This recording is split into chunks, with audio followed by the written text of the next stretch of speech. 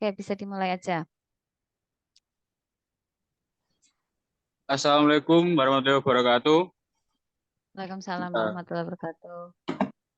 Yang terhormat Ibu Anita selaku dosen pengampu mata kuliah Kapita Selekta dan teman-teman yang saya banggakan. Di sini kami dari kelompok 11 ingin mempresentasikan hasil diskusi kami yaitu tentang informasi engineering yang berkelompok 1 Dinda Amelia Pramesti, kedua Hesti Rida Adila, dengan saya sendiri Luki Prasetyo, Anissa Ayahara, dan Diah Ayu Perwitasari.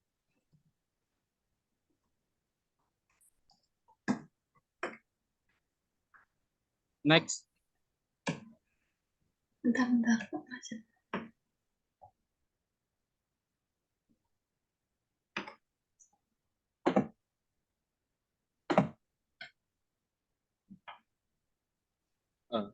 Informasi engineering adalah suatu pendekatan untuk merencanakan, menghasilkan, mendistribusikan, menganalisis, dan menggunakan kumpulan data dalam sistem untuk memfasilitasi pengambilan keputusan dan komunikasi.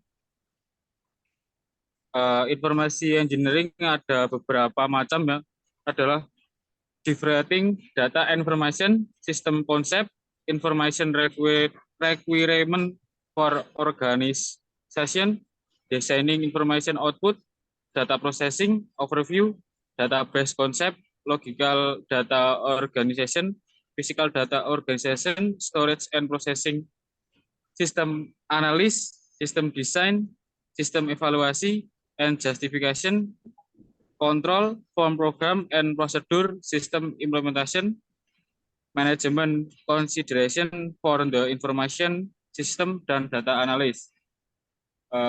Berikut akan dijelaskan oleh Dinda. Bu, saya izin lanjut kerja dulu, boleh nggak Bu? Cuman tadi gitu doang ya, langsung lanjut kerja ya. Enggak Bu, maksudnya saya mendengarkan Bu, ini masih jam kerja ya Bu. Ya, silahkan, Ya. silahkan.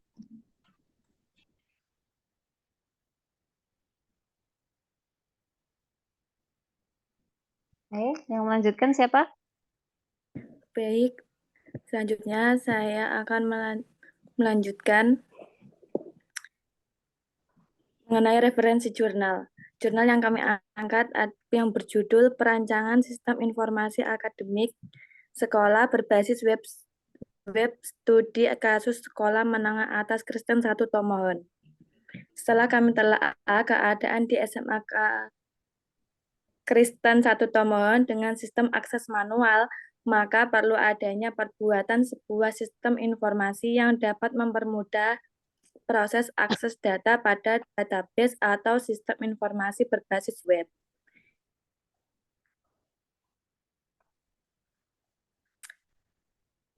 Guna mendapatkan informasi yang tepat dan akurat dalam mengakses datanya. Selanjutnya dijelaskan oleh teman saya. Metode penyelesaiannya menggunakan model proses waterfall. Nama model ini sebenarnya adalah linear sequential model. Model ini sering disebut dengan classic life cycle atau model waterfall. Model ini adalah model yang dianggap kuno, tetapi merupakan model yang paling banyak digunakan di dalam software engineering. Model ini melakukan pendekatan secara sistematis dan urut, mulai dari level kebutuhan sistem, lalu menuju ke tahap analisis, desain, coding, testing atau verification, dan maintenance. Disebut dengan waterfall karena tahap demi tahap yang dilalui harus menunggu selesainya tahap sebelumnya dan berjalan berurutan. Berikut adalah bentuk dari model waterfall. Sistem informasi, lalu software requirements, desain, coding, testing, dan maintenance. Selanjutnya akan dilanjutkan oleh teman saya. Baik, untuk yang terakhir ada kesimpulan. Di sini manfaat dari aplikasi ini yaitu dapat mempermudah para staf, tata usaha, dan guru dalam proses pengolahan data akademik siswa yang sebelumnya hanya dilakukan secara manual. Sistem informasi akademik sekolah berbasis web pada SMA Kristen 1 Tomohon dapat menghasilkan informasi akademik yang lebih akurat dalam hal pengolahan, pencarian informasi data siswa, guru, dan nilai akademik. Lalu untuk sarannya, pengembangan lebih lanjut dari aplikasi perlu dilakukan untuk menambah fitur-fitur yang dapat dilakukan oleh sistem. Sistem akan lebih baik apabila dapat memberikan informasi kepada orang tua siswa, misalnya dengan penambahan fitur absensi pada aplikasi ini. Selanjutnya saya kembalikan kepada moderator. Sekian dan terima kasih. Apabila ada masukan atau pertanyaan, dipersilakan. Oke, sebelum dari saya, mungkin teman-teman ada yang mau bertanya dulu pada kelompok 11 tentang information system? Ada mungkin dari teman-teman yang mau menanyakan? Tidak ada? Oke, tadi saya dulu ya.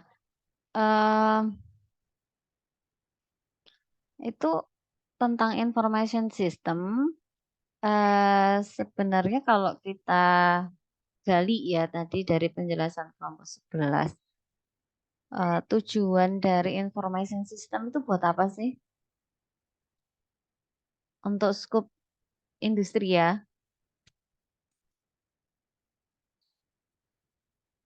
Ayo, bisa ada yang jawab? Mungkin untuk memberi informasi gitu Bu, penyebar informasi. Penyebar informasi, maksudnya gimana penyebar informasi? Sosial media itu juga penyebar informasi loh. Maksudnya kan information system. Jadi menurut saya kayak bagian dari perusahaan yang bertugas untuk menyebarkan informasi yang ada di perusahaan gitu. Terus kayak database itu mungkin Bu. Database, gimana itu database? Yang lain ada yang mau jawab? Kalau itu Bu, Menambahkan? untuk menggunakan kumpulan data itu misalkan di industri itu kan, kalau saya di industri tekstil itu biasanya ada satu web yang digunakan untuk mengupload data-data misalkan dari kualitas benangnya itu ditaruh di dalam satu link gitu Bu. Jadi karyawannya bisa mengakses link tersebut untuk mencari data-data dari perusahaannya. Oke, berarti tujuannya untuk menyebar data. Cuman itu aja. Tadi, yang dijawab pertama tadi.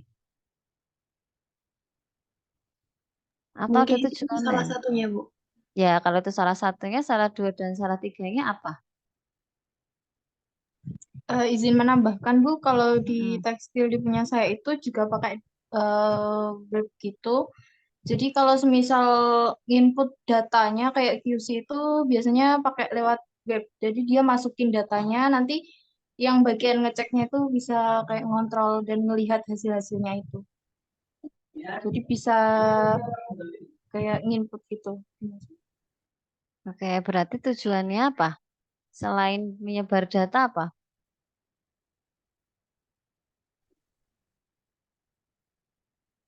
Apa?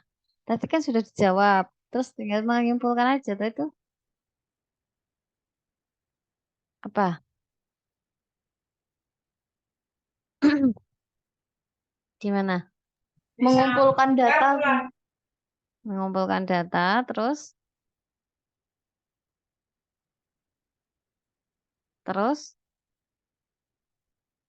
Menganalisis data.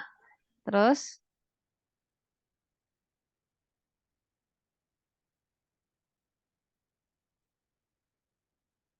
apa lagi?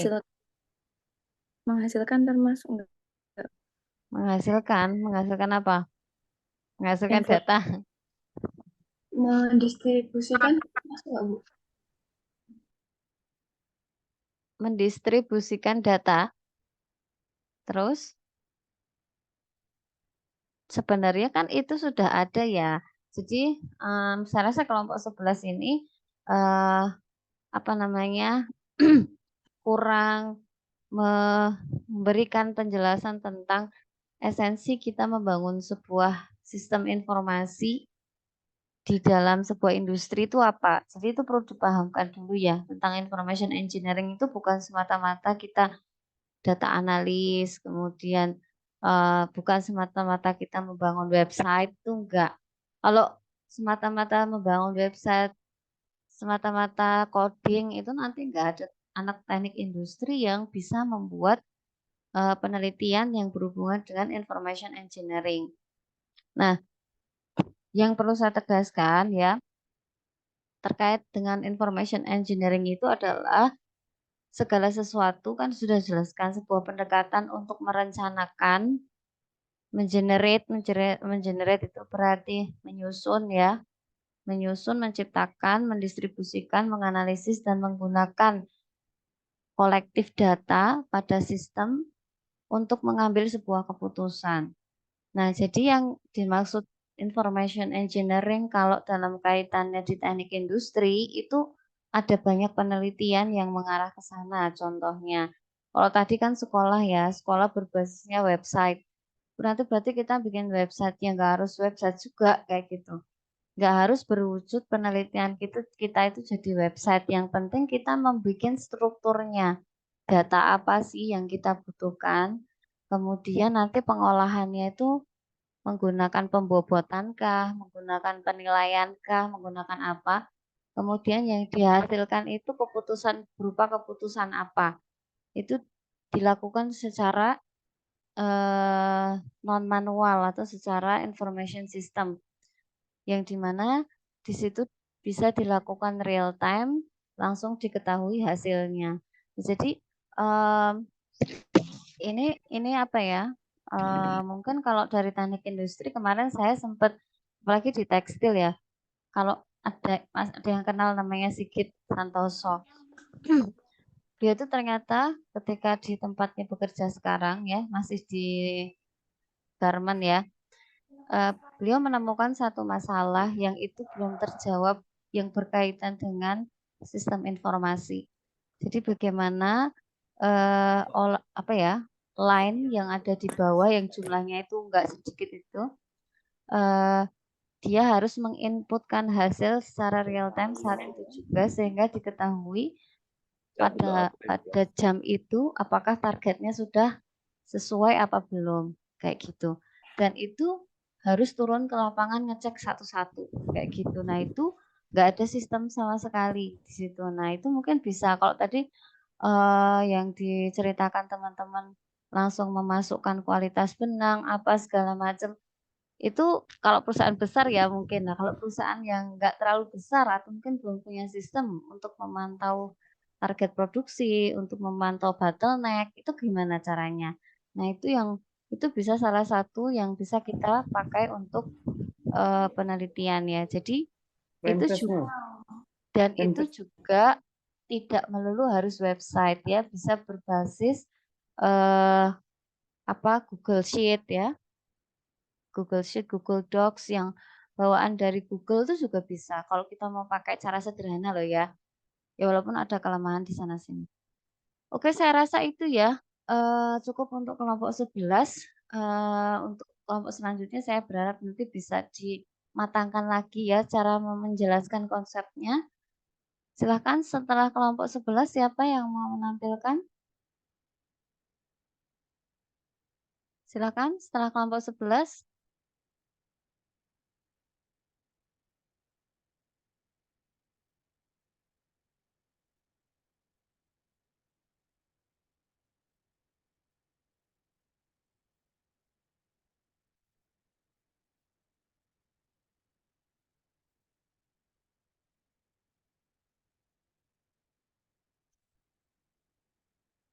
Kalau nggak ada yang ini nanti nggak dapat jatah presentasi malah nggak ada nilai presentasi loh ya. Siapa yang mau? Kalau Ayo. kelompoknya belum komplit tuh, nggak apa-apa Bu. Siapa? Siapa? Kurang berapa? Kelompok 2 Bu. Kelompok 2 Bu. Kurang berapa orang? Yang hadir berapa orang? Kurang. Sebentar Bu.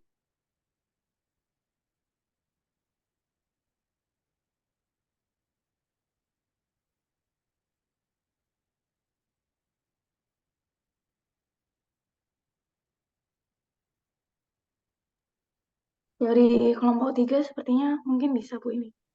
Ayo, yang sudah lengkap boleh share. Kelompok 3. Kelompok 3 kan sudah pernah. Kelompok 6 Bu, maaf. Kelompok 6. Iya. Kelompok 6 oke. Ayo kelompok 6 dulu. Eh, Ergonomic and human factor ada Eca, Dea, Nanda sama Zul ya. iya. Minta Oke. tolong Mbak Nanda share screen-nya.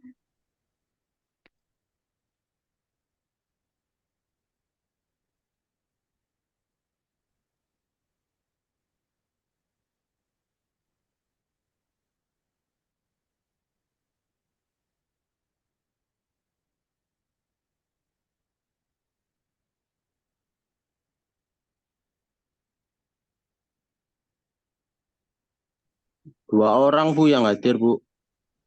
Yang tadi kelompok 2 ya.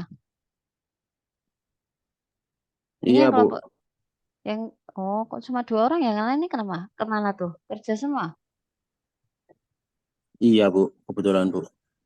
Yaudah nanti ini kelompok 3 dulu aja yang sudah siap. Nanti di akhir kalau memang sudah Oh tidak iya ada Bu. yang ini nanti kelompok 2. Yuk kelompok 3.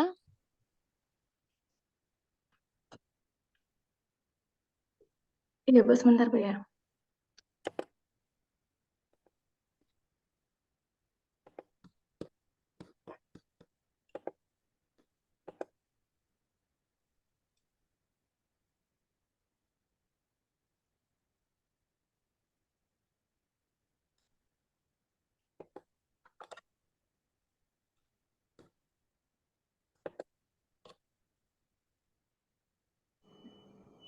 Kelompok 3 itu minggu kemarin sudah ya Bu? Iya, Ini kami kelompok dari 6, kelompok ini 6 Mas. kelompok 6. Salah ini. Kelompok 6 Iya. maksudnya. Iya Bu Baik, ya. ini saya mulai ya teman-teman. Ya, Kami oke. dari Assalamualaikum warahmatullahi wabarakatuh. Ini kami dari kelompok Waalaikumsalam 6 warahmatullahi wabarakatuh. yang dibawakan materinya yaitu ergonomis and human factor. Di sini beranggotakan 4 orang, yaitu yang pertama saya, Echa Nurhaliza, lalu ada Dea Aulia, Nanda Aprilia, dan Zul Arnandi Muhammad. Untuk materi yang pertama ini akan dibawakan sama teman saya. Silakan.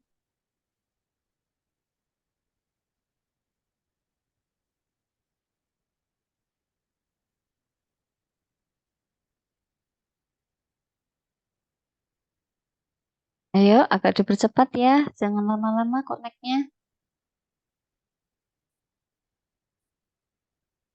Kalau temannya nggak bisa, dilanjutkan aja. Yang tadi pertama.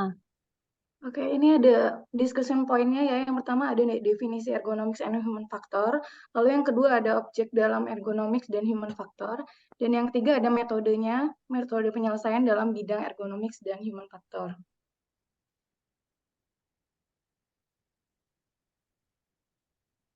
Yang pertama ini akan disampaikan sama teman saya, Dea Aulia. Silakan Dea.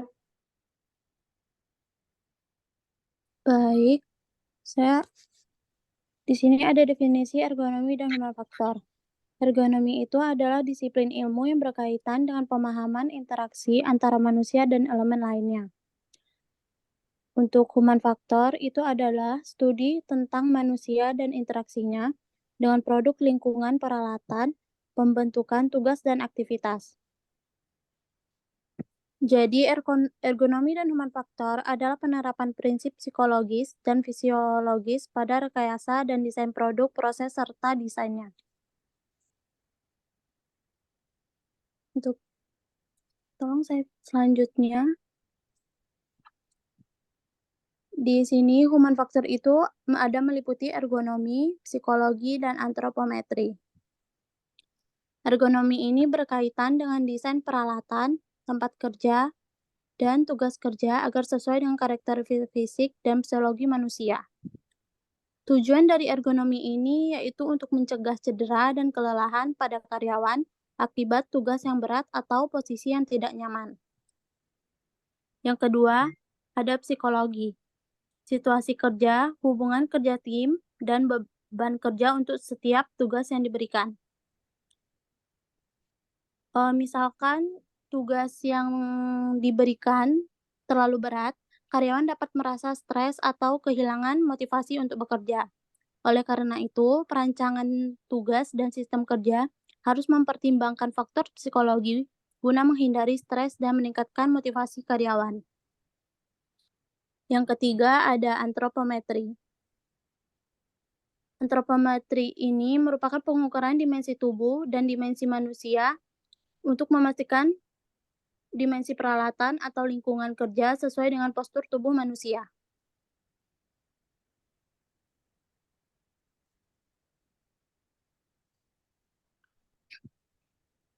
Untuk ruang lingkup ergonomi dan human factor ini ada 4. Yang pertama yaitu kajian ergonomi fisik yang berkaitan dengan desain peralatan tempat kerja dan tugas-tugas kerja. Yang kedua ada kajian ergonomi kognitif yang berkaitan dengan proses mental seperti persepsi, memori, penalaran, dan respon motorik. Yang ketiga ada kajian ergonomik organisasi kerja berkaitan dengan optimalisasi sistem sosioteknik, struktur organisasi, kebijakan, dan proses kerja. Dan yang terakhir, ada kajian ergonomi lingkungan kerja yang berkaitan dengan masalah-masalah faktor fisik lingkungan kerja. Untuk slide selanjutnya akan dilanjutkan oleh teman saya. Nah, terima kasih. Untuk contoh untuk objek yang diteliti dalam ergonomi faktor, yaitu pada materi ini dipandang dari sudut pandang teknik industri objek yang diteliti yaitu manusia dengan tata letak lingkungan dan peralatan kerja. Nah, untuk contoh kasus dalam desain tempat kerja yaitu desain tempat kerja berkaitan dengan bentuk, dimensi, dan tata letak, yaitu penempatan dan orientasi berbagai elemen material yang mengelilingi satu atau lebih orang yang sedang bekerja. Untuk contohnya dalam ergonomi dan human factor, yaitu tempat duduk, permukaan kerja, meja, peralatan, perkakas, kontrol, dan pajangan yang digunakan selama untuk bekerja, serta lintasan, jendela, dan peralatan pemanas atau pendingin. Selanjutnya, nah ini untuk contoh kasus dalam ergonomic and human factor, yaitu tata letak berkaitan dengan penempatan dan orientasi masing-masing di workstation, di ruang atau bangunan tertentu. Untuk persyaratan ergonomi utama menyangkut tugas yang dilakukan organisasi kerja dan faktor lingkungan. Itu contohnya seperti tata letak workstation harus memfasilitasi alur kerja. Tata letak workstation harus memfasilitasi kerja sama. Itu baik personel maupun orang eksternal misalnya dari luar atau pelanggan. Selanjutnya, tata letak workstation harus sesuai dengan struktur organisasi yang ada.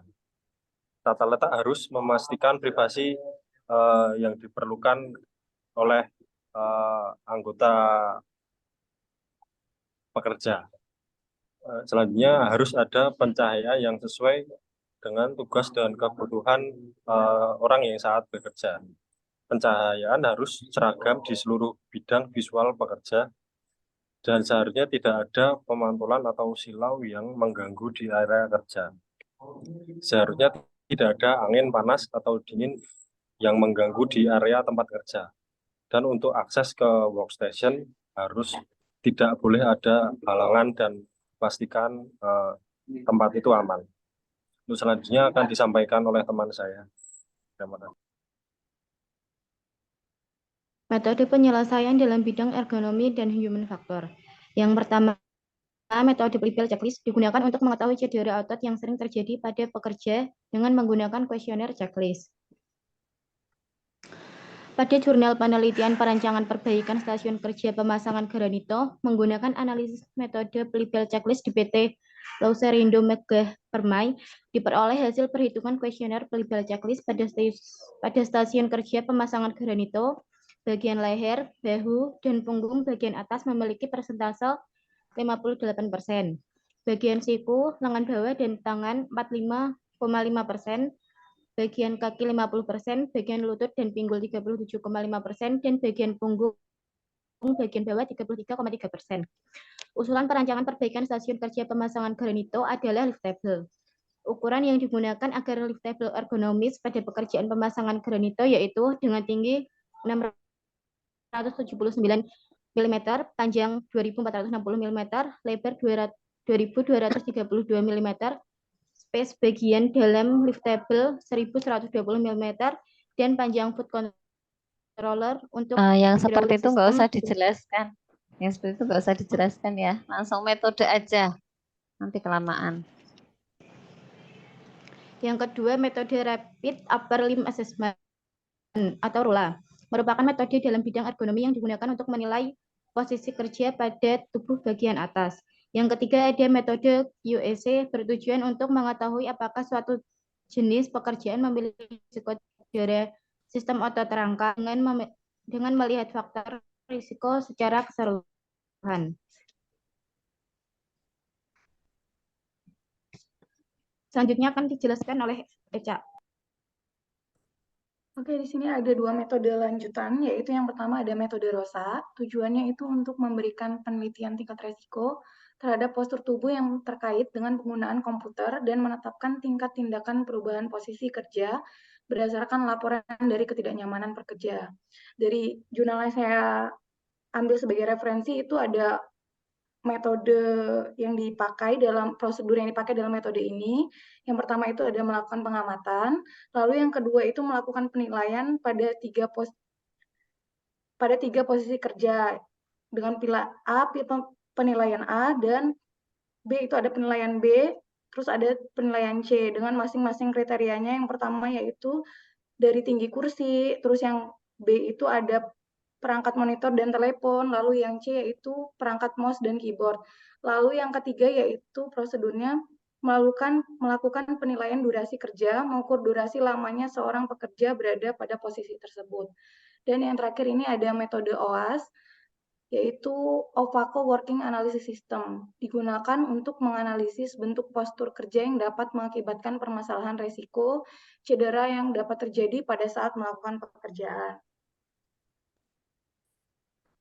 Dari materi yang kami sampaikan, mungkin ada masukan, saran, serta pertanyaan dari teman-teman dan dari Bu Anita. Mungkin materi yang disampaikan sekian. Oke, jadi ini tentang ergonomics dan human factor ya. Tadi skupnya kok cuma sampai cuma ada antropometri aja, yang lainnya kemana tuh? Nah tuh ergonomi, psikologi sama antropometri. Antropometri itu apa nggak bagian dari ergonomi juga? Atau gimana? Kok dibedakan sih?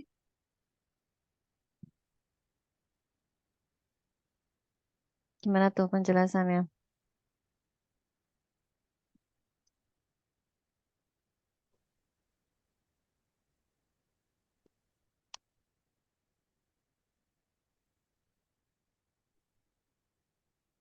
Gimana? Kelompok 6? Benar. Kasifatul, ini mau jawab mungkin ya? Atau gimana nih? Kasifatul itu kelompok berapa itu?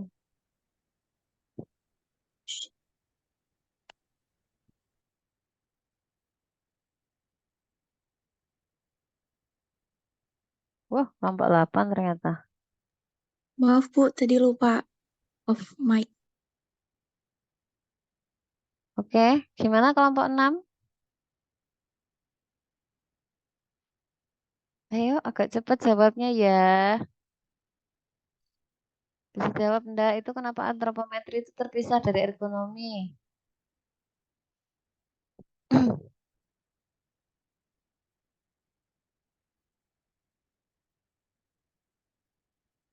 Bisa jawab?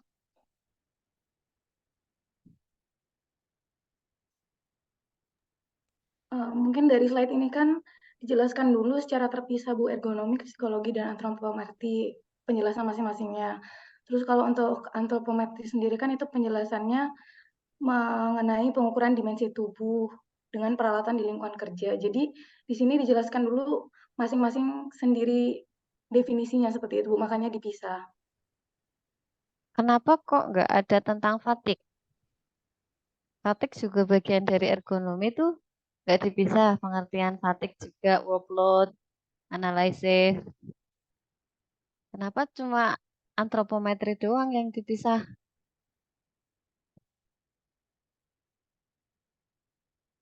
Gimana tuh?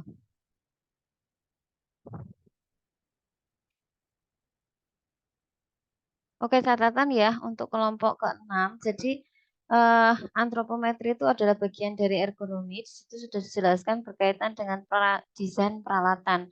Desain peralatan itu salah satu referensinya adalah dengan memperhatikan ukuran tubuh pemakainya, yang itu menggunakan antropometri. Sehingga antropometri itu bagian dari ergonomi. Kalau mau memecah itu dipecah semua. Jadi ada antropometri, ada fatigue, ada ergonomi kognitif, itu dijelaskan satu-satu. Ada biomekanika, fisiologi, itu display, itu semua dijelaskan satu-satu kalau mau dibongkar ergonominya. Jadi bukan hanya antropometri saja yang dipisah. Dan juga psikologi. Kenapa psikologi itu dipisah sendiri? Ini saya makanya juga heran. Kalau human factor, ergonomics dan human factor. Human factor itu mungkin oke ya, bermasalah dengan psikologi. Tapi tidak hanya itu, kayak tadi disebutkan tentang ergonomi kognitif, itu juga bagian dari human factor. Human error itu juga masuk ke human factor. Jadi ya ini masih berapa belum dimasukkan ya ke dalam apa namanya kontennya si human factor ini apa. Dan ergonomik itu kalau dipecah itu apa saja gitu ya. Kalau secara pengertian sih sudah masuk ergonomi itu apa, human factor itu apa sudah masuk. Tapi kalau dipecah itu belum. Dan saya kasih catatan ya untuk yang ingin mengambil penelitian tentang ergonomi dan human factor. Jadi tadi sudah disampaikan ya ada beberapa metode seperti Rula, Reba, OAS, ada Ovako, ada apa tadi banyak lah ya tadi. Nanti ada QSC juga.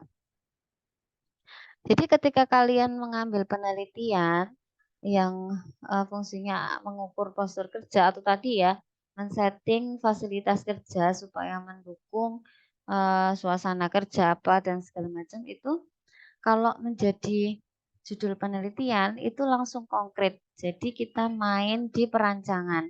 Ya, misalnya perancangan fasilitas kerja untuk mendukung produktivitas kerja atau perbaikan fasilitas kerja untuk meningkatkan rasa kerjasama, misalnya kayak gitu. Jadi tidak ketika penelitian itu hindari penelitian-penelitian yang berbau deskriptif kualitatif ya, itu bukan penelitian teknik industri atau hanya menjelaskan sesuatu secara normatif kayak misalnya suasana kerja yang nyaman adalah suasana kerja di mana penerangannya itu harus mencukupi, tidak bising, tidak berdebu. Bukan begitu penelitian yang diarahkan oleh teknik industri. Kalau memang pencahayaan bagus, berapa pencahayaannya? Apakah pencahayaannya itu berpengaruh? Tolong dibuktikan dengan eksperimen. Kemudian tidak bising. Oke, tidak bising. Apakah benar bising yang terjadi pada ruangan sekarang itu benar-benar berefek? Nah, kemudian kalau berhubungan dengan faktor-faktor psikologi seperti pemimpin itu berpengaruh, tidak cocok dengan teman, dan lain sebagainya, itu faktor yang dipilih itu minimal 3. Ya, minimal 3 faktor untuk menentukan apakah faktor-faktor tersebut berpengaruh tidak terhadap kinerja seseorang. Jadi perhatikan nanti kalau memilih judul, jangan hanya memilih judul melihat apakah lingkungan kerja berpengaruh terhadap produktivitas. Itu bukan judul yang ini. Kalau lingkungan jelas berpengaruh. Namanya lingkungan itu pasti berpengaruh. Kalau ada orang yang tidak terpengaruh dengan lingkungan, mungkin dia robot ya. Tapi ini adalah penelitian yang kita berusaha mencari jawaban dari sesuatu yang lebih konkret ya, lebih menarik. Jadi kalau tadi pencahayaan itu berpengaruh, oke, berpengaruh. Cahaya berapa sih yang mulai berpengaruh terhadap penurunan produktivitas? Itu yang dicari. Gitu ya, seperti itulah konteks-konteksnya. Oke, saya rasa cukup ya untuk kelompok 6. Silahkan nanti bisa ditutup dan lanjut ke kelompok 13 nih katanya sudah siap. Oke. Kelompok 13 silahkan disiapkan. Baik, Bu, sebentar, Bu. Saya suruh teman untuk menyiapkan share screen-nya.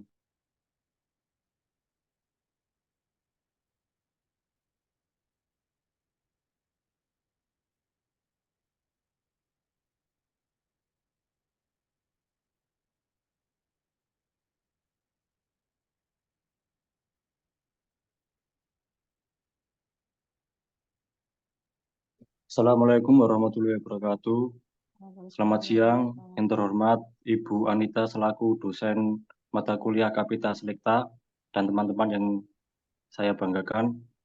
Di sini kami kelompok 13 yang mengusung tema Product Design and Development yang beranggotakan yang ke-1 adalah Dita Alfianti, yang kedua Dea Natasha Kristi Huta Barat, yang ketiga Anissa Fitri Nurjanah, yang keempat Vicky Uswatul Khoridah, lalu yang kelima saya sendiri Fahmi Haikal Hariputra. Next. Untuk yang pertama adalah pengertian Product Design and Development. Pengertiannya sendiri adalah bidang yang melibatkan penciptaan dan peningkatan produk melalui proses yang sistematis. Lalu untuk tujuannya sendiri yaitu adalah menciptakan produk yang dapat memenuhi kebutuhan dan preferensi konsumen, lalu efisien, hemat biaya, dan juga tentunya ramah lingkungan. Next. Lalu masuk ke bidang kajian. Untuk bidang kajian yang pertama adalah desain produk. Desain produk yaitu adalah mencakup pemahaman tentang konsep, estetika, fungsi, dan ergonomi produk. Lalu bidang kajian yang kedua adalah pengembangan produk. Bagian ini mencakup merancang dan mengembangkan produk, termasuk perencanaan, prototyping, dan pengujian. Lalu yang ketiga adalah manufacturing teknologi, memahami proses produksi, teknik manufaktur, dan metode produksi massal untuk menghasilkan produk yang secara efisien dan ekonomis. Lalu yang keempat adalah ergonomik, studi tentang interaksi manusia dengan produk dan lingkungannya untuk memastikan kenyamanan dan juga efisiensi penggunaan. Lalu bidang kajian yang kelima adalah ilmu bahan atau material science, memahami berbagai jenis bahan dan sifat-sifatnya yang sesuai dengan produk tertentu berdasarkan kebutuhan struktural, termal, atau elektrik. Lalu untuk slide selanjutnya akan dilanjutkan teman saya. Bu, sekalian saya izin Bu, saya ini masih ikut Zoom tapi saya lanjutin kerja ya Bu. Ya, lanjut. Temannya siapa yuk? Baik, yang selanjutnya yang keenam ada bidang kajian pemasaran produk atau produk marketing, yaitu menyelidiki pasar dan tren konsumen untuk mengembangkan produk yang sesuai dengan keinginan dan kebutuhan pelanggan. Yang ketujuh, ada manajemen proyek atau proyek manajemen, yaitu mengelola sumber daya, waktu, dan anggaran dalam pengembangan produk untuk memastikan proyek berjalan lancar dan selesai tepat waktu. Yang kedelapan, ada keberlanjutan dan ramah lingkungan atau sustainability and environmental lens, yaitu memperhatikan dampak lingkungan produk selama siklus hidupnya dan mencari cara untuk membuat produk lebih ramah lingkungan. Yang kesembilan atau yang terakhir yaitu teknologi informasi atau information technology dalam pengembangan produk yang melibatkan komponen teknologi tinggi seperti perangkat lunak atau produk berbasis IoT atau Internet of Things. Selanjutnya akan dijelaskan oleh teman saya. Selanjutnya, objek yang diteliti. Yang pertama, ada produk konsumen, produk yang dibeli dan digunakan oleh individu atau rumah tangga, contohnya smartphone, pakaian, dan peralatan rumah tangga. Yang kedua, produk industri, produk yang digunakan dalam konteks industri atau bisnis, contohnya mesin industri, peralatan produksi, atau perangkat medis. Yang ketiga, produk layanan, produk berbasis layanan seperti perangkat lunak, platform online, atau pengalaman pelanggan. Yang keempat, sustainable product, produk yang dirancang dengan fokus pada keberlanjutan seperti energi terbarukan, mobil listrik, atau bahan ramah lingkungan. Yang kelima, produk inovatif, produk yang berinovasi dalam teknologi, desain, atau cara penggunaan. Selanjutnya akan dibacakan oleh Vicky.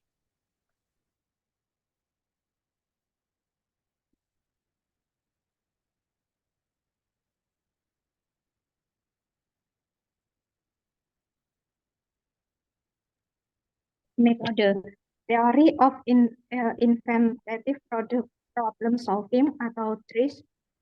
Metode ini membantu dalam menghasilkan solusi inovatif untuk masalah yang kompleks. Yang kedua yaitu Research and Development atau R&D. Metode ini melibatkan pengembangan produk baru atau penyempurnaan produk yang sudah ada melalui penelitian, eksperimen, dan inovasi. Yang ketiga yaitu Quality Function Development atau QFD, suatu cara untuk meningkatkan kualitas barang atau jasa dengan memahami kebutuhan konsumen, kemudian menghubungkannya dengan karakteristik teknis untuk menghasilkan suatu barang atau jasa pada setiap tahap pembuatan. Yang keempat yaitu Design for Manufacturing and Assembly, yaitu metode sistematik pengukuran suatu produk yang didukung oleh kombinasi desain dan teknikal yang menghasilkan proses produksi yang ekonomis.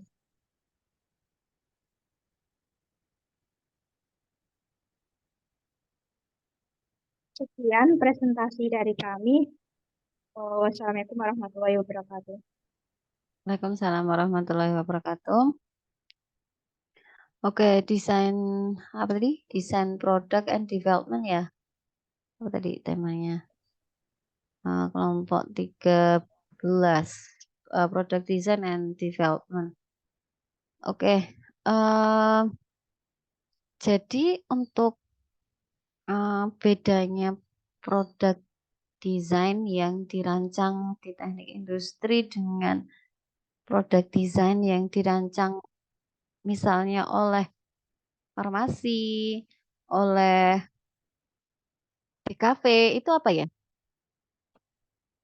Mungkin bisa dijelaskan kelompok 13.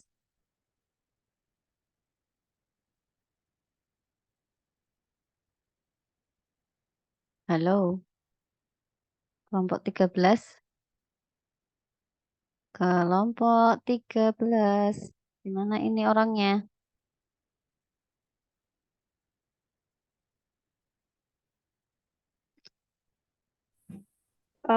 Izin menjawab, Bu. Kalau perbedaannya, kalau dari produk desain dari teknik industri itu memikirkan juga tentang ergonomi, gitu Bu, dengan kualitasnya disesuaikan dengan kebutuhannya seperti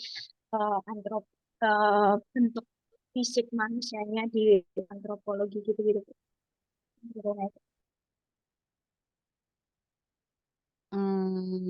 Itu aja. Izin menambahkan Bu, mungkin untuk kalau teknik industri fokus utamanya seperti yang disampaikan oleh Kak Vicky tadi, efisiensi produksi kayak ergonomi kayak begitu. Namun fokus utama untuk yang di farmasi lebih ke mungkin formulasi obat-obatan, terus produk kesehatan atau alat-alat medis begitu Bu. Artinya kita nggak bisa bikin ngerancang alat medis teknik industri atau gimana?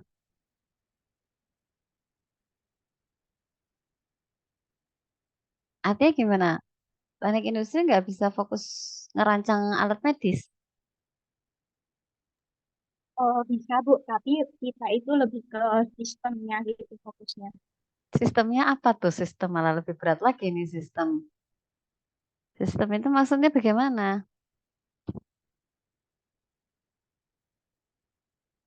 Sistem apa? Ekosistem. Sekarang lagi ke tren ya ekosistem. Gimana maksudnya tuh? Kok hanya dua yang lain mana nih kelompoknya nih? Hanya Dita sama Vicky yang jawab. Gimana?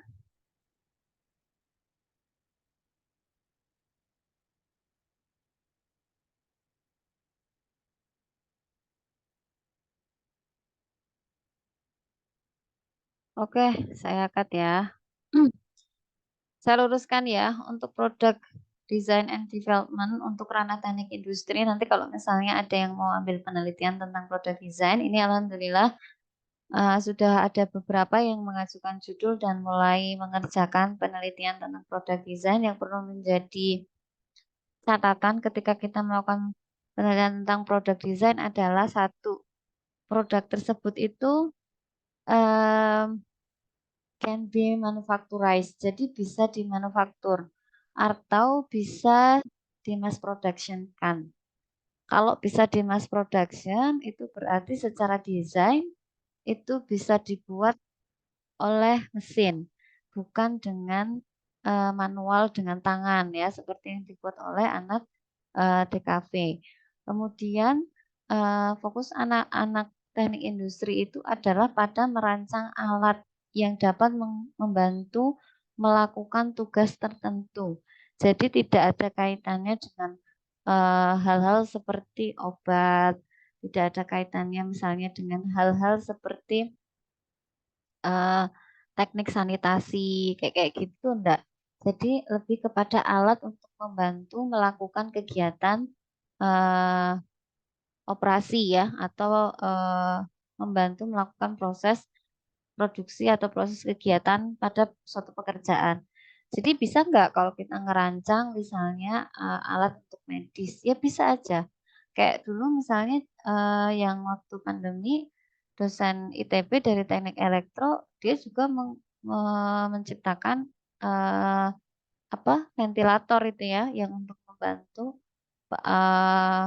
apa namanya oksigen para penderita COVID gitu. Yang buat ya bukan orang medis, yang buat ya orang teknik gitu. Artinya kita bisa membuat, tapi prinsipnya adalah dengan menerjemahkan proses operasi atau proses kerja dengan diterjemahkan ke dalam bentuk alat gitu. Dan itu bisa di mass production atau bisa dibuat dalam jumlah yang banyak, bukan satu-satu dan bukan dikerjakan secara manual dengan tangan orang yang pengen membuatnya. Gitu ya kira-kira kelompok 13. Oke, ini tadi mungkin satu lagi ya. Saya tadi sudah ada yang ini kelompok 8. Kelompok 8 silahkan.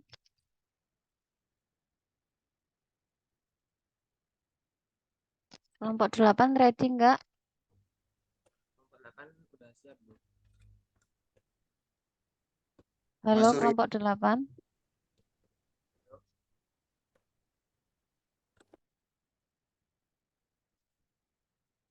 Kelompok 8. Kalau tidak ada berarti saya Kelompok langsung 2 siap, Bu. kelompok 14, Bu. kelompok Kelompok 2 bisa, Bu. kelompok 2 tadi yang hanya 2 orang ya? Iya, Bu. Itu selamanya akan hanya 2 orang ya kalau kuliah Kapita Rekda? Atau gimana? Kelihatannya melihat jadwal shiftnya seperti itu, Bu. Sementara 2 orang dulu, Bu. Yang lainnya kerjanya sampai jam berapa sih? Sampai sore, Bu. Oke, saya beri kesempatan ke kelompok 2 dulu saja ya. Kelompok 2 nanti yang lainnya nanti next kalau ada seperti ini yang tidak bisa hadir itu kasih porsi yang paling banyak untuk mengerjakan materi ya. Yang presentasi biar yang lain enggak apa-apa.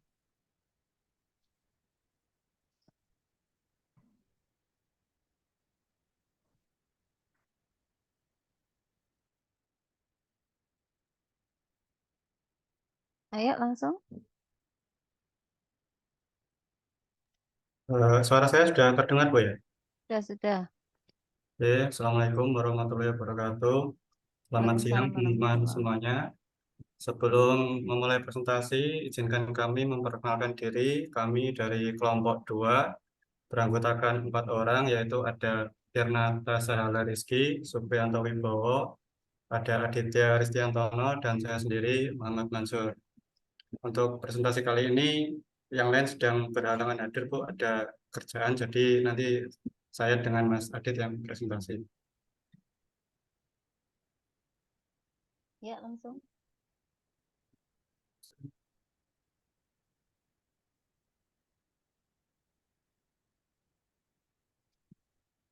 Oke, dalam presentasi kali ini saya akan menjelaskan salah satu bab dari 14 area pengetahuan dari Body of Knowledge, yang salah satunya yaitu Operation Research dan Analisis. Jadi untuk operasi penelitian dan analisis atau ORA sendiri adalah bidang studi yang berfokus pada penggunaan metode matematis, statistik, dan analisis dalam mengambil keputusan yang lebih baik dalam berbagai situasi yang melibatkan perencanaan, pengelolaan, dan optimasi sumber daya. Tujuan dari bidang ini adalah meningkatkan efisiensi, produktivitas, dan efektivitas dalam pengambilan keputusan dalam konteks perencanaan operasional dan strategis. Tujuan utama dari riset, operasi, dan analisis adalah meningkatkan kualitas pengambilan keputusan dalam berbagai konteks dan situasi yang melibatkan kompleksitas, ketidakpastian, dan pembatasan sumber daya.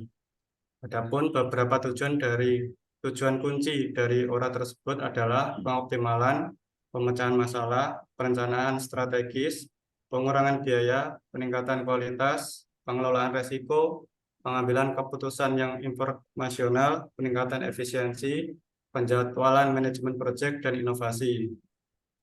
Di sini penting untuk diingat bahwa ORA adalah pendekatan yang fleksibel dan dapat diterapkan dalam berbagai industri dan disiplin ilmu untuk mencapai tujuan yang bervariasi. Tujuan yang spesifik akan tergantung pada situasi dan masalah yang sedang dihadapi oleh organisasi atau individu yang menggunakan metode ORA. Di sini berdasarkan Institute of Industrial and System Engineers atau IISE terdapat 14 cabang ilmu dari Operation Research dan Analisis, yaitu Operation Research, Linear Programming, Transportation Problem, Linear Assessment Problem, Net Workflow and Optimization, Determining Dynamics Program,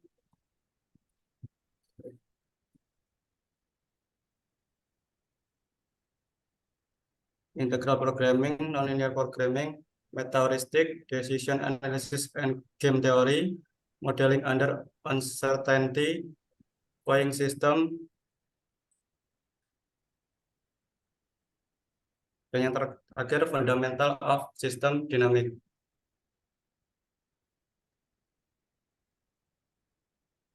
Untuk contoh aplikatif operasional Research and Analysis selanjutnya akan dijelaskan oleh Saudara Adit. Ya, terima kasih Pak Mansur. Jadi untuk contoh dari metode Operation Research and Analysis, kami mengambil contoh problem di PT Semen Gresik, Pabrik Rembang, Bu. Jadi perbaikan kualitas mixed-file untuk menurunkan deviasi limestone factor back calculation dari 9,84% menjadi 4% selama 3 bulan. Bisa kita lihat di control chart nilai LSF back calculation di bawah target yang targetnya 120, sementara aktualnya di bawah ambang batas bawah 112. Next Pak Mansur.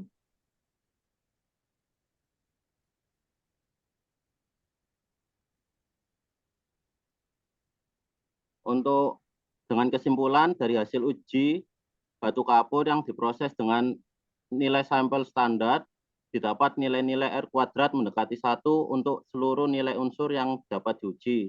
Dapat disimpulkan alat untuk menguji kualitas bahan baku masih baik dan akurat. Lalu yang kedua, dari hasil simulasi dan data-data yang ada, faktor penyumbang terbesar terhadap naik dan turunnya LSF adalah proporsi kuantitas batu kapur. Yang ketiga, kesesuaian proporsi batu kapur yang tercatat oleh 241 Bellwether 01 tidak representatif dengan tercapainya kualitas LSF mixed-file. Hal ini teruji ketika LSF perencanaan dan pengendalian dibandingkan dengan LSF back calculation nilainya cukup jauh berbeda. Yang keempat, untuk mencapai mixed-file dengan kualitas yang baik sesuai dengan LSF mixed-file yang diinginkan, maka perlu dilakukan perbaikan pada tempat DW01 sehingga proporsi kuantitas BK yang terrealisasi sesuai dengan yang direncanakan. Tasknya menurunkan deviasi pemakaian LSF back calculation dari 9,84 menjadi 4%, actionnya melakukan penggantian Bellwether pada 241 BW01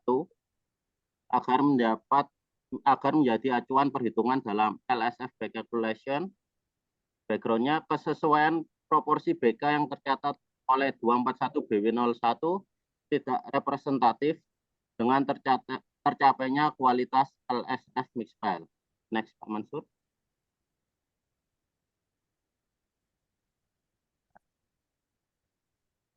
Bisa dilanjut, Pak Mansur. Ya, tampil Pak. Untuk mengatasi problem tersebut, kami menggunakan metode Lean Six Sigma dengan metode define, measure, analyze, improve, dan control.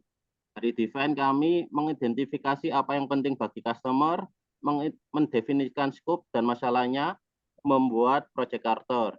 Dari sisi measure, menentukan critical to quality dan mengevaluasi measurement system, menetapkan kondisi dan proses capability saat ini, menetapkan performance goal atau target objektif. Dari sisi analyze, identifikasi variasi dan defect dan atau gap antara kondisi saat ini dan target, memverifikasi real cause dan input dengan data. Improvementnya menentukan solusi untuk X yang terverifikasi, melakukan piloting untuk memberikan bukti bahwa solusi bekerja, membuat rencana untuk implementasi solusi, untuk kontrolnya menentukan dan memvalidasi measurement system, menentukan new performance selama periode yang diperpanjang, yaitu selama 3 bulan, melengkapi dokumentasi untuk mencatat keberhasilan dan menyebarkan keberhasilan. Next, Pak Mansur.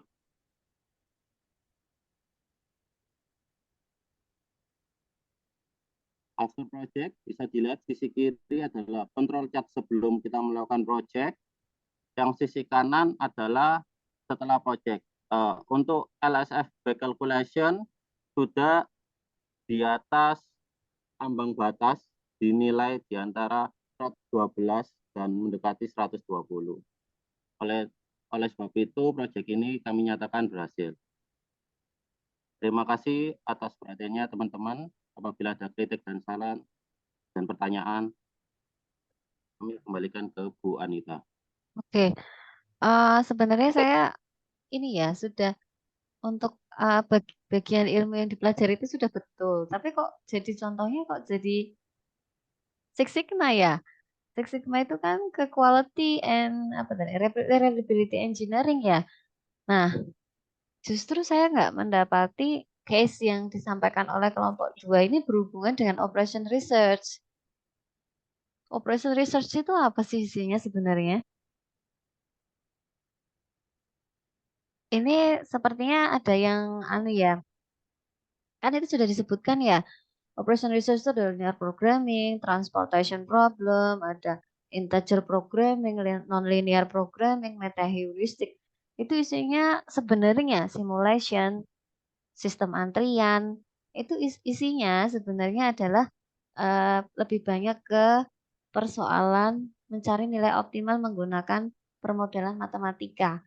Jadi bukan menggunakan DMAIC Six Sigma. Itu case-nya untuk quality, case-nya untuk sistem kualitas. Ya, itu sudah disampaikan minggu lalu untuk oleh kelompok yang jatahnya kualitas ya kalau nggak salah.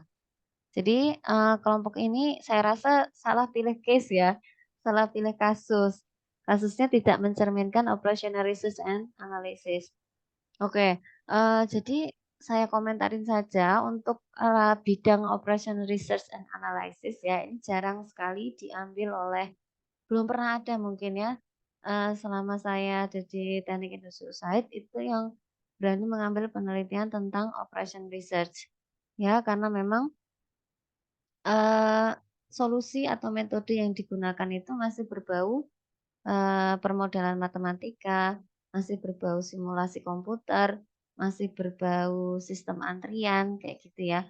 Tapi kalaupun ada yang mau mengambil itu tidak apa-apa karena penyelesaiannya itu nanti juga menggunakan software yang walaupun memang logika matematikanya harus benar-benar jalan di dalam menyelesaikan kasus. Kasus apa sih yang diselesaikan pada operational research? Coba kelompok ini mungkin bisa menjawab. Kasus apa sih yang diselesaikan pada operation research ini itu kasus seperti apa objeknya?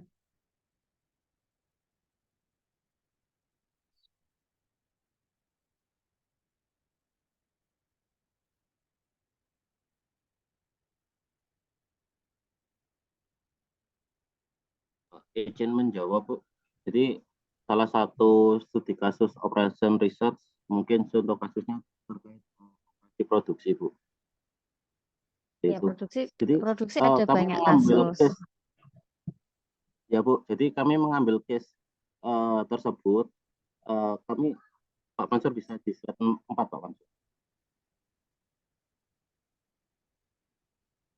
Diulang Pak Adit, yang mana Pak Adit? Slide 4, slide 4. Oke, bentar.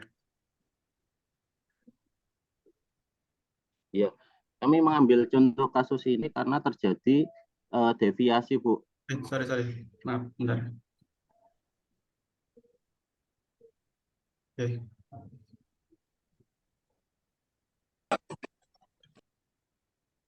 Sudah tampil Pak Adit, slide 4.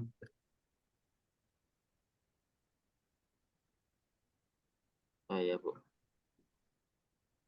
Jadi kami mengambil kasus tersebut karena menurut kami anggapan kami sesuai dengan operation research, Bu. Jadi kenapa kami sebut begitu? Karena ada deviasi antara perencanaan dan aktual, Bu, yang seharusnya perencanaan dinilai 120, sementara di aktualnya terdapat nilai yang di bawah ambang batas dari LCL-nya, Bu. Seperti itu. Iya, maksudnya berarti operation research itu fungsinya untuk apa? Untuk menyelesaikan kasus apa ini kalau dari kasus ini? Meningkatkan kualitas atau apa? Iya benar, Bu. Meningkatkan kualitas, Bu. Meningkatkan kualitas, Bu. Meningkatkan Seperti kualitas yang ya. di slide kami yang nomor 2, tujuan dari riset dan operasi adalah salah satunya peningkatan kualitas, Bu. Makanya kami mengambil ini, Bu, studi kasus tersebut. Nah, Oh, untuk menyelesaikan kasus tersebut, kami menggunakan metode Lean Six Sigma seperti itu, Bu. oh iya. Ini yang ketemu saya salahnya ya. Jadi karena tujuannya meningkatkan kualitas, jadi metodenya metode kasus kualitas gitu ya. Harusnya fokusnya Benar, Bu. ke yang tadi kayak linear programming, terus kayak meta heuristik, itu juga dia bisa menyelesaikan kasus-kasus kualitas. Kayak misalnya ini, jadi operation research itu adalah satu metode untuk dia menentukan nilai optimal. Kayak misalnya ya, kita pengen nyetok bahan baku di gudang nih. Kalau kita nyetoknya terlalu banyak, gudangnya penuh, sebagian material rusak. Kalau kita nyetoknya terlalu sedikit, maka nanti akan ada kekurangan stok, kita kena penalti, kita nggak bisa proses. Nah, maka untuk menentukan berapa sih harusnya kita nyetok di gudang, itu nggak harus selalu menggunakan metode inventory kayak EOQ, kayak gitu nggak harus. Tapi kita bisa menggunakan permodalan matematika untuk menentukan X optimumnya itu berapa sih, kita belinya itu berapa sih, kita nyimpennya itu berapa sih, kayak gitu.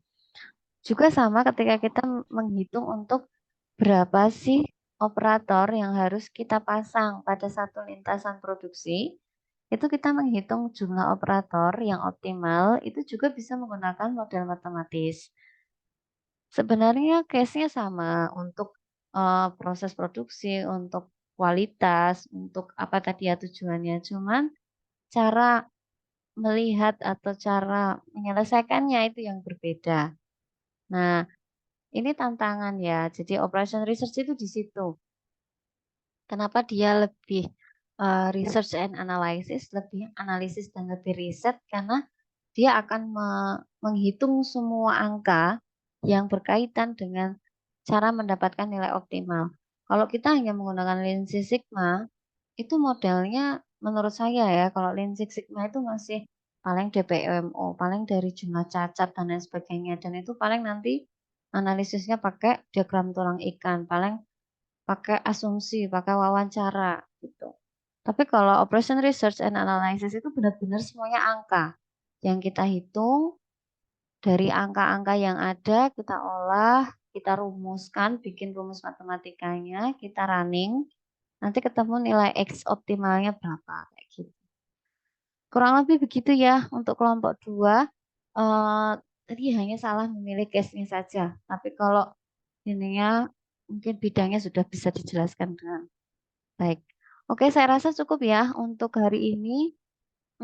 Jika masih ada pertanyaan ya tentang bidang-bidang yang dikaji oleh kelompok yang presentasi hari ini, boleh nanti bisa ditanyakan di grup ya. Boleh kirim pesan aja itu di streamnya. Sisanya ada 6 kelompok yang belum tampil akan saya habiskan pekan depan. Jadi kalau ada yang belum presentasi dan pekan depannya tidak bisa, berarti tidak ada jatah presentasi. Itu ya. Demikian yang bisa saya sampaikan. Kurang lebihnya mohon maaf. Assalamualaikum warahmatullahi wabarakatuh.